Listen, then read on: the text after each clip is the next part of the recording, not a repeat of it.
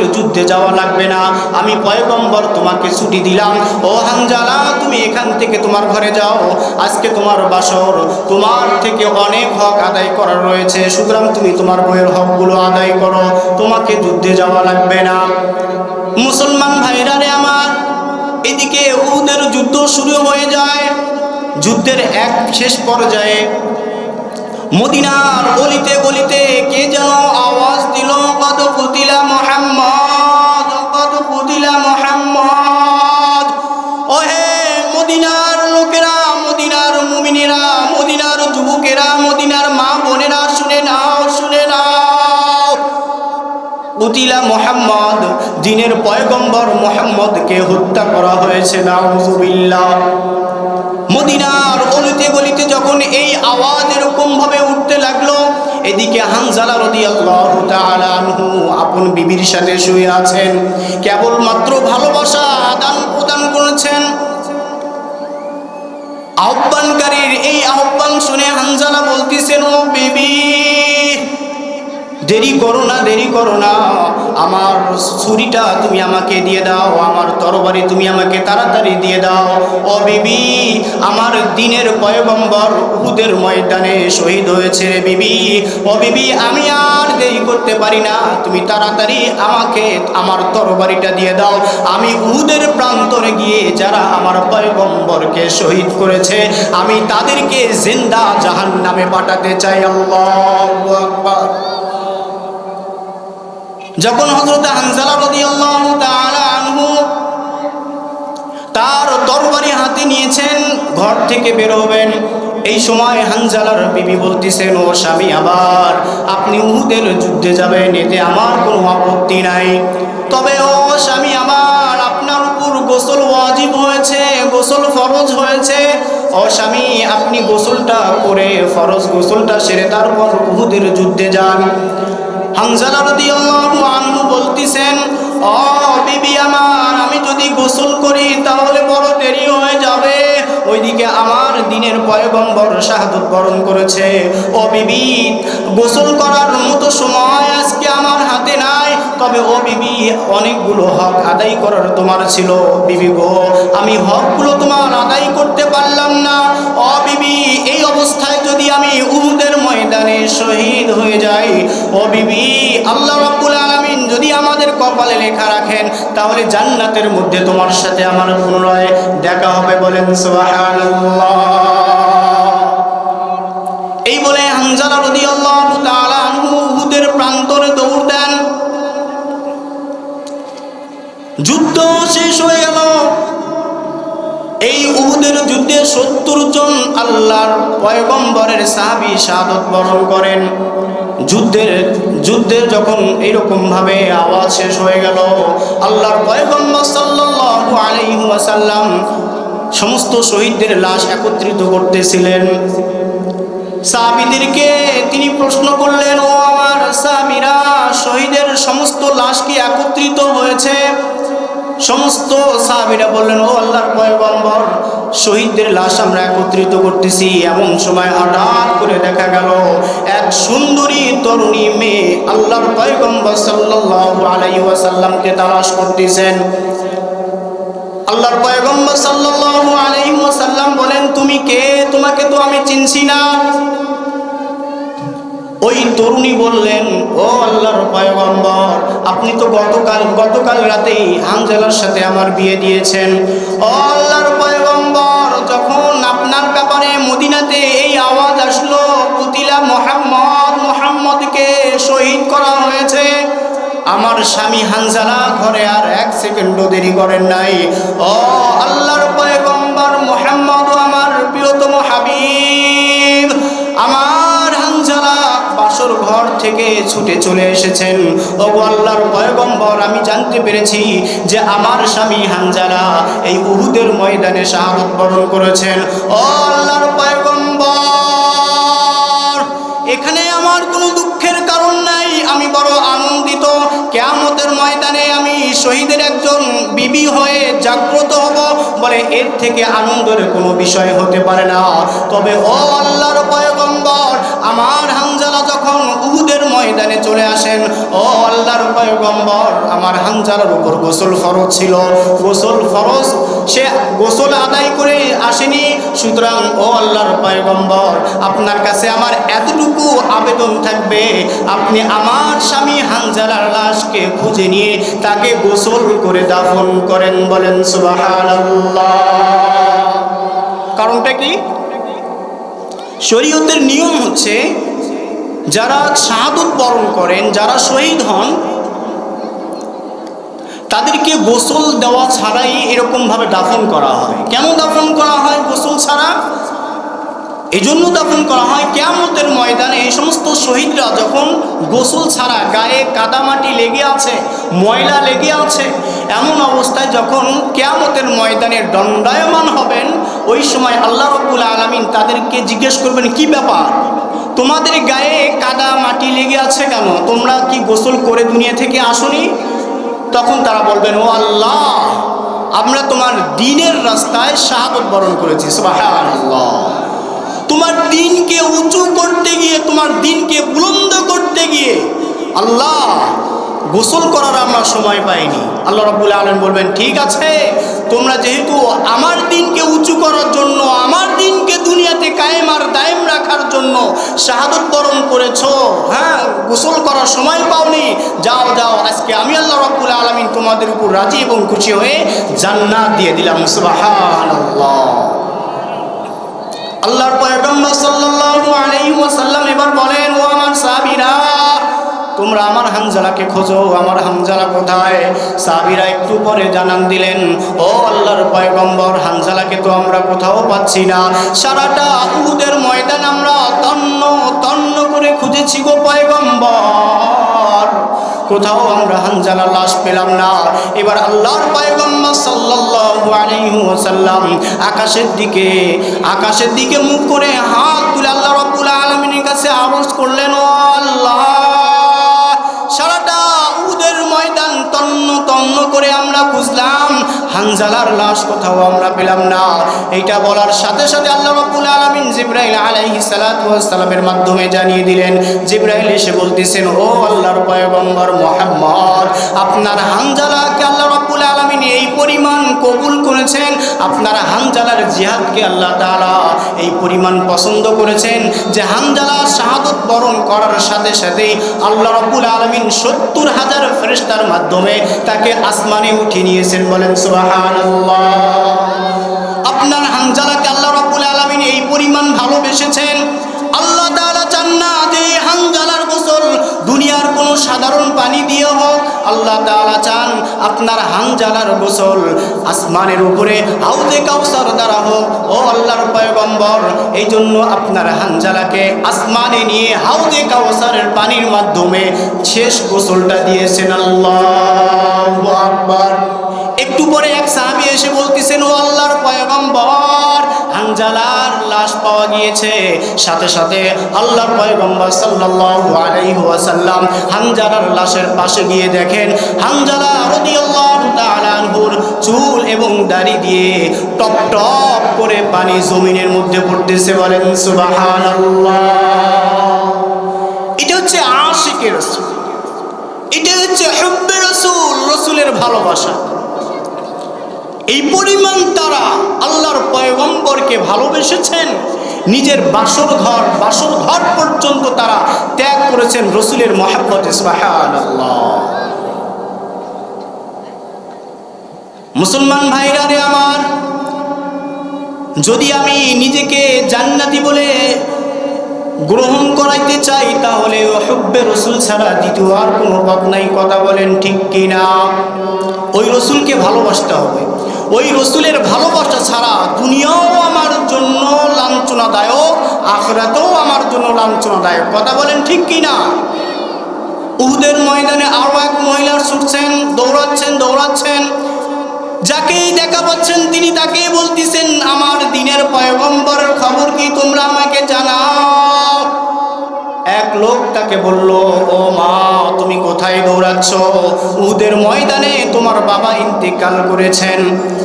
ওই মহিলা সাহাবী ইন্না লিল্লাহ পড়ে আবার সামনে অগ্রসর হচ্ছেন, আবার বলতেছেন, তোমরা জানাও দ্বীনের পয়গম্বর আমার হাবিবের অবস্থা কেমন? এক লোক তাকে বলল, মা তুমি কোথায় যাচ্ছ? তোমার বড় সন্তান তো উহুদের ময়দানে শহীদ হয়েছেন।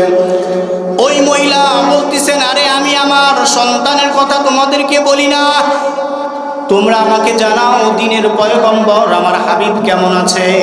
একটু পরে আরো একজন তাকে জানান দিল, ও মা তুমি কোথায় যাচ্ছ? উহুদের ময়দানে তোমার স্বামী শাহাদত বরণ করেছে। ওই মহিলা বলতেছেন, না না, আমি আমার স্বামীর সংবাদ নেওয়ার জন্য যাচ্ছি না, তোমরা আমাকে জানাও যে দ্বীনের মুহাম্মদ আমার হাবিব সাল্লাল্লাহু আলাইহি ওয়াসাল্লাম কেমন আছে।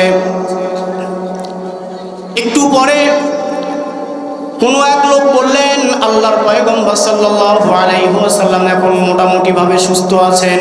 হাতের ইশারায় দেখিয়ে দিলেন, ওই যে আল্লাহর পয়গম্বর সাল্লাল্লাহু আলাইহি ওয়াসাল্লাম। এইবার ওই মহিলা সাহাবী দৌড় দিয়ে আল্লাহর পয়গম্বর সাল্লাল্লাহু আলাইহি ওয়াসাল্লামের কাছে গিয়ে বলেন, ও আল্লাহর পয়গম্বর, আমার মনে বড় ব্যথা, আমার মনে বড় দুঃখ। আমি যখন এই উহুদের ময়দানে আসি, লোকেরা আমাকে জানান দিল যে আমার স্বামী মারা গিয়েছে। আল্লাহু আকবার। আমি যখন এই উহুদের ময়দানে দৌড় দেই, লোকেরা আমাকে জানালো যে আমার বড় ছেলে দুনিয়া থেকে বিদায় নিয়েছে। শুধু তাই নয়, ও আল্লাহর পয়গম্বর, যখন আমি এই উহুদের ময়দানে আসি, লোকেরা আমাকে জানালো যে আমার বড় ছেলে শাহাদত বরণ করেছে। ও আল্লাহর পয়গম্বর, আপনার উপর আমার বাবা মা কুরবান হয়ে যায়। এই হৃদয় ভাঙ্গা অন্তর নিয়ে আমি যখন আপনার সামনে উপস্থিত, আর আমি যখন দেখলাম আপনি সুস্থ আছেন, ও আল্লাহর পয়গম্বর, আপনার চেহারা দেখা মাত্র আমার ভিতরে যত প্রকার দুঃখ ছিল, যাবতীয় দুঃখ আল্লাহ রাব্বুল আলামিন আমাকে দূর করে দিয়েছেন। বলেন সুবহানাল্লাহ। কি পরিমাণ তারা আল্লাহর পয়গম্বরকে ভালোবেসেছিলেন। তাদের ভালোবাসা কোথায় আর আমাদের ভালোবাসা কোথায়? ও ভাই, খিচুড়ি তো সবাই পাক করতে পারে, খাওয়াতে তো সবাই পারে, সত্যিকারে আল্লাহর পয়গম্বরকে কে কয়জন ভালোবাসতে পারে? কথা বলেন ঠিক কি না? ওই রাসূলের ভালোবাসা ছাড়া পূর্ণাঙ্গ আমি ঈমানদার হতে পারবো না। ওই রাসূলের পূর্ণাঙ্গ আদর্শ গ্রহণ করা ছাড়া আমি কখনো পূর্ণাঙ্গ মুমিন হতে পারবো না। কথা বলেন ঠিক কি না? এজন্য সেই রাসূলকে নিজের থেকেও বেশি ভালোবাসতে হবে। একবার হযরতে ওমর ফারুক রাদিয়াল্লাহু তাআলা আনহু আল্লাহর পয়গম্বরকে বলতেছেন, ও আল্লাহর পয়গম্বর, আমি আপনাকে বড় ভালোবাসি, আমি আপনাকে আমার বাবা, আমার মা, আমার বন্ধু বান্ধব, আত্মীয় স্বজন থেকেও বেশি ভালোবাসি, শুধু আমাকে ছাড়া। অর্থাৎ আমি আমাকে যে পরিমাণ ভালোবাসি ওই পরিমাণ আপনাকে ভালোবাসি না। আল্লাহর পয়গম্বর সাল্লাল্লাহু আলাইহি ওয়াসাল্লাম বললেন, হে ওমর, যতক্ষণ পর্যন্ত তুমি তোমার নিজের থেকে আমাকে বেশি ভালো না বাসতে পারবা, ততক্ষণ পর্যন্ত তুমি পূর্ণাঙ্গ ঈমানদার হতে পারবা না। সাথে সাথে হযরত ওমর ফারুক রাদিয়াল্লাহু তাআলা আনহু বলেন, ও আল্লাহর পয়গম্বর, সাক্ষী থাকেন, সাক্ষী থাকেন, আজ ওমর নিজের জীবনের থেকেও আল্লাহর পয়গম্বরকে বেশি ভালোবাসে। বলেন সুবহানাল্লাহ। আজকে রাসূলের সুন্নাত আমাকে ভালো লাগে না, আজকে রাসূলের আদর্শ আমার ভালো লাগে না। কথা বলেন ঠিক কি না?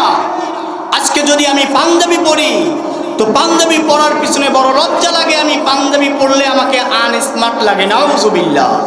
আমি দাড়ি রাখলে আজকে নিজেকে আনস্মার্ট মনে হয়, আনকালচার মনে হয়। আমি দাড়ি রাখি না এই ভয়ে, হায় হায় আমি যদি দাড়ি রাখি তাহলে বউ আমার ভাত খাবে না। কথা বলেন ঠিক কি না? আমি দাড়ি রাখলে আমার বড় ভয় হয়, আমি দাড়ি রাখলে আমার মেয়ে, আমার ছেলে বলে, বাবা তোমাকে বড় বুড়া বুড়া মনে হচ্ছে। নাউযুবিল্লাহ। দাড়ি রাখলে মানুষ আমাকে বুড়া মনে করবে, দাড়ি রাখলে মানুষ আমাকে চাচা বলে ডাকবে, এই ভয়ে আমি দাড়ি রাখি না। কথা বলেন ঠিক কি না?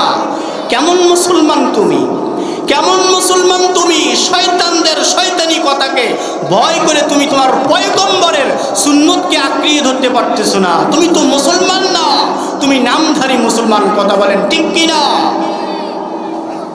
এজন্য সেই পয়গম্বরকে নিজের থেকেও বেশি ভালোবাসতে হবে। সম্মানিত হাজিরিন, আল্লাহর পয়গম্বর সাল্লাল্লাহু আলাইহি ওয়াসাল্লাম বলেন, মান আহাব্বা সুন্নতি ফাকাদ আহাব্বানি ওয়া মান আহাব্বানি কানা মাই ফিল জান্নাহ। সকলে বলি সুবহানাল্লাহ। আল্লাহর পয়গম্বর সাল্লাল্লাহু আলাইহি ওয়াসাল্লাম বলেন, মান আহাব্বা সুন্নতি ফাকাদ আহাব্বানি, যে ব্যক্তি আমার একটা সুন্নতকে ভালোবাসলো, আমার সুন্নতকে মহব্বত করলো, ফাকাদ আহাব্বানি, সে যেন সরাসরি আমি পয়গম্বরকে ভালোবাসলো, আমি পয়গম্বরকে মহব্বত করলো। বলেন সুবহানাল্লাহ। ওয়া মান আহাব্বানি কানা মাই ফিল জান্নাহ, আর যারা সরাসরি আমি মুহাম্মদকে ভালোবাসলো, আমাকে মহব্বত করলো, কানা মাই ফিল জান্নাহ, হাসরের ময়দানে সে আমার সাথে হাসতে হাসতে জান্নাতে প্রবেশ করবে। বলেন সুবহানাল্লাহ। मैं आशिक मौला हूँ मेरा इश्क निराला, मैं आशिक मौला हूँ मेरा इश्क निराला, बाजुमला जहाँ जिनके तजल्ली से उजाला, बाजुमला जहाँ जिनके तजल्ली से उजाला, माशूक हजार दोस्तों दिल न दही और मीदे ही बादिल बाजुदाई बनेही, और मीदे ही बादिल बाजुदाई बनेही। আল্লাহু আকবার।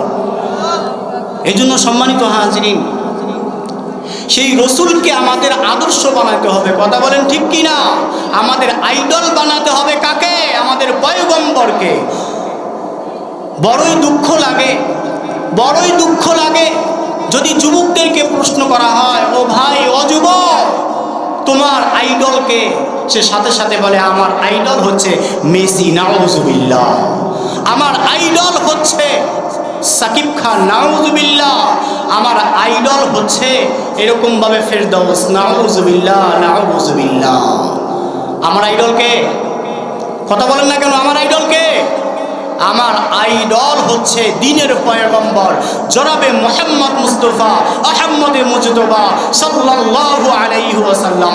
সকলে বলেন ঠিক কি না? সম্মানিত সুধী সমাজ, ওই পয়গম্বরকে যতক্ষণ পর্যন্ত আমি আইডল না মানতে পারবো, ততক্ষণ পর্যন্ত আমি পূর্ণাঙ্গ ঈমানদার হতে পারবো না। কখনোই সম্ভব নয়। আমি যতই নিজেকে জ্ঞানী মনে করি না কেন, আমি যতই নিজেকে বড় চালাক মনে করি না কেন, যতক্ষণ পর্যন্ত দ্বীনের পয়গম্বরের আদর্শ অনুযায়ী নিজের জীবনকে না সাজাইতে পারবো, ততক্ষণ পর্যন্ত আমি জ্ঞানী না, ততক্ষণ পর্যন্ত আমি সবচাইতে বোকা, সবচাইতে গাধা, সবচাইতে নির্বোধ। কথা বলেন ঠিক কি না? জ্ঞানী যারা বুঝবে তারা শুধু ইশারায়, অবুঝ নাদানকে বুঝাবে কে আছে কোথায়, অবুঝ নাদানকে বুঝাবে কে আছে কোথায়। কথা বলেন ঠিক কি না? ভালো জাতের তরকারি ভাই অল্প জালে সেজে, মানুষ যদি জ্ঞানী হয় দু এক কথায় বোঝে, মানুষ যদি জ্ঞানী হয় দু এক কথায় বোঝে।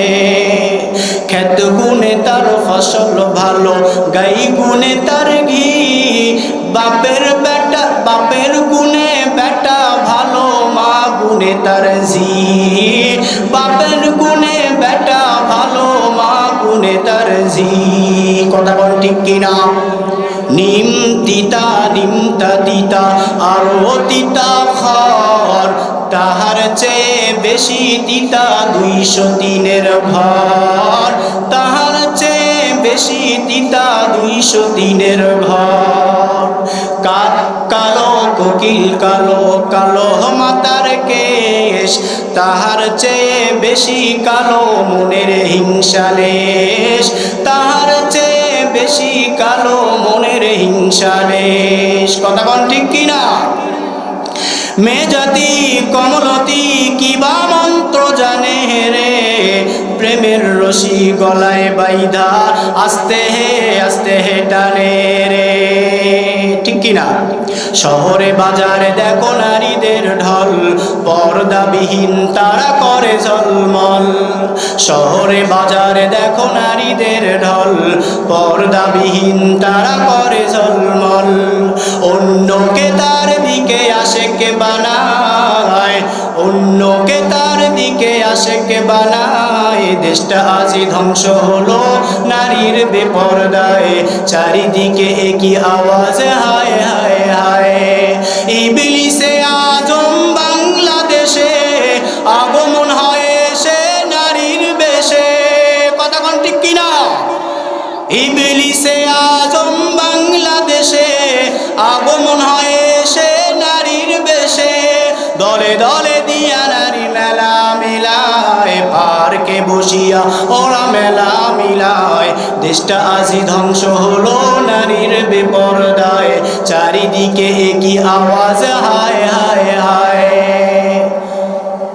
মুসলমান ভাইরা রে আমার, ও পর্দার আড়ালের মা বলে না, শুনে নাও শুনে নাও গো মা।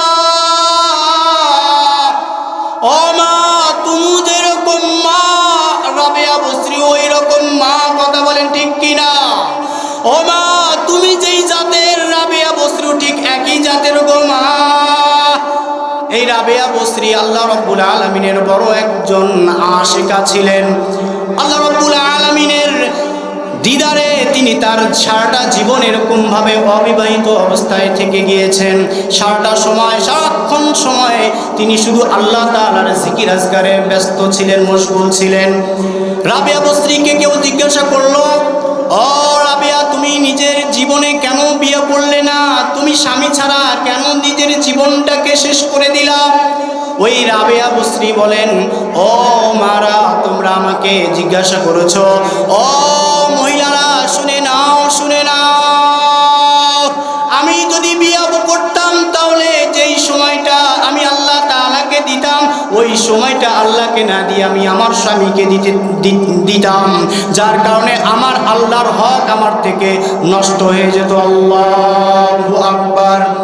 এই রাবেয়া বসরি রহমতুল্লাহি আলাইহি যখন মারা যান, ও মা বোনেরা খুব ভালো করে শুনেন গো মা বোনেরা, এই রাবেয়া বসরি মারা যাওয়ার পরে যখন তাকে কবরস্থ করানো হলো, কবরস্থ করানোর পরে যখন মুনকার নাকির দুই ফেরেশতা তাকে প্রশ্ন করার জন্য আসলো, সর্বপ্রথম মুনকার নাকির যখন প্রশ্ন করলো, মার রব্বুকা, তোমার রব্বুকে, তোমার রবকে বলো বলো। রাবেয়া বসরি এইবার বলতেছেন, ও আল্লাহর ফেরেশতারা, থামো থামো থামো, আরে একটু থামো তোমরা। তোমরা যে আমাকে বলতেছো তোমার রবকে, ও ভাই, এইটা বলার আগেই তোমরা বলো যে তোমরা কারা। মুনকার নাকির বলতেছেন, হায় হায় আজীব আল্লাহর বান্দি দেখি, আমরা তাকে প্রশ্ন করতেছি, সে উল্টা প্রশ্ন এরকম ভাবে আমাদেরকে করতেছে যে তোমরা কে, কই থেকে আসছো। মুনকার নাকির বলতেছে যে আমরা আল্লাহ তাআলার পক্ষ থেকে, আল্লাহ তাআলার ফেরেশতা মুনকার এবং নাকির তোমাকে সওয়াল করার জন্য আসছে, সওয়াল করার জন্য আসছে।